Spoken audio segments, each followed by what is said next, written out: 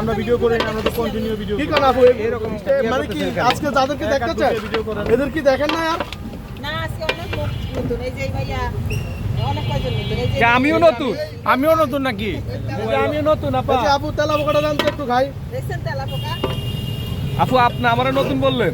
না এই যে আপনার পিছনে ও আচ্ছা আচ্ছা।